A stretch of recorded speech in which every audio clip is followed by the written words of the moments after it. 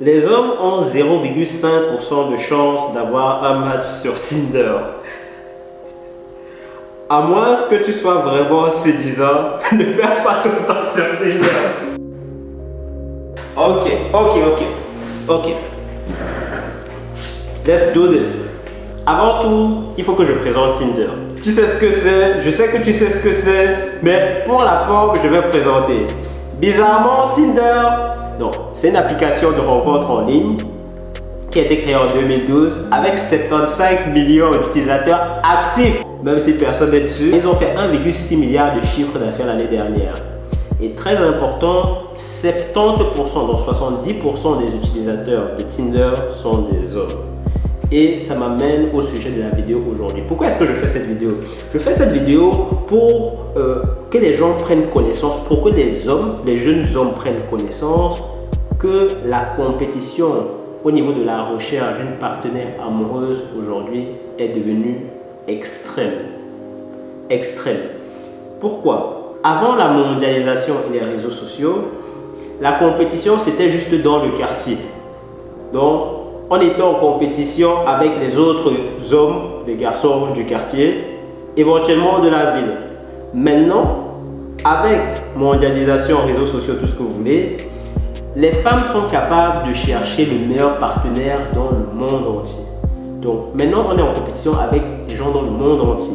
Et là, ça devient particulièrement compliqué. Et c'est pour ça qu'on comprend les chiffres qu'on a ici. Je vais vous mettre en description tous les liens des pages où je suis allé lire les articles pour que vous fassiez votre opinion par vous-même, très important. Donc on a GuideNux ici où ils expliquent que un homme a 0,5% de chance d'avoir un match sur Tinder, donc de pouvoir rencontrer quelqu'un sur Tinder. C'est très grave, c'est quand même très grave. On a Worst Online Dater qui a fait un article qui date de 2015. Je n'en disconviens pas, mais je dirais que même la situation est pire aujourd'hui qu'il y a 8 ans. Qui a fait un article en 2015, très drôle. Il disait son article, il est vraiment très drôle, il a un super sens de l'humour, c'est sympa, qui explique un peu la situation. Et donc je vais aller droit dans le vif du sujet, qui est ce tableau-ci, où ils expliquent que les 80% d'hommes qui sont dans le bas du classement se battent pour les 22% de femmes qui sont dans le bas du classement. Et les 78%, les 78% de femmes dans le haut du classement se battent pour les 20% d'hommes qui sont dans le haut du classement. Qu'est-ce que ça signifie? Ça signifie que même si vous êtes un homme moyen, dans les 50%, au niveau des 50%, vous ne vous battez que pour les 22% des femmes situées dans le bas de leur classement.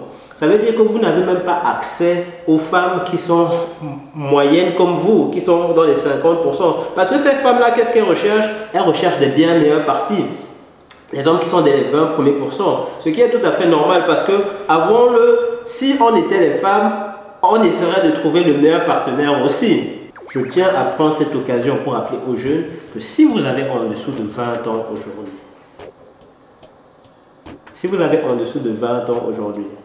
et que vous ne voulez pas vous retrouver à combattre pour essayer de trouver votre épouse dans les 22% de femmes dans le bas du classement, je ne pense pas que vous voulez ça, soyons sincères, vous devez commencer à construire. Vous devez commencer à construire.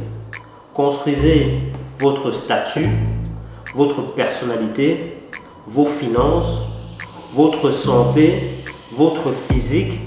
Construisez durant les 10 prochaines années de votre vie parce que sinon vous allez vous retrouver dans une situation où vous n'aurez pas accès éventuellement à une épouse et à la mère de vos enfants que vous souhaitez. Et ça, je trouve que ce serait quelque chose de vraiment dommage pour un homme. Voilà, c'est peut-être une courte vidéo, mais je tenais quand même à vous faire réaliser le monde compétitif dans lequel vous vous situez maintenant et dans lequel vous vous engagez. Et si vous ne faites pas attention, vous n'allez pas aimer comment votre vie va se dérouler. Ça va? Donc vraiment, n'oubliez pas cette statistique, c'est 80% des hommes dans le bas du classement se battent pour les 22% des femmes dans le bas du classement. Et 78% de femmes dans le bas du classement se battent pour les 20% d'hommes. Vous devez vous développer dans les 20% d'hommes. Ça, c'est mon point de vue. Allez, en tout cas, c'est loin des temps.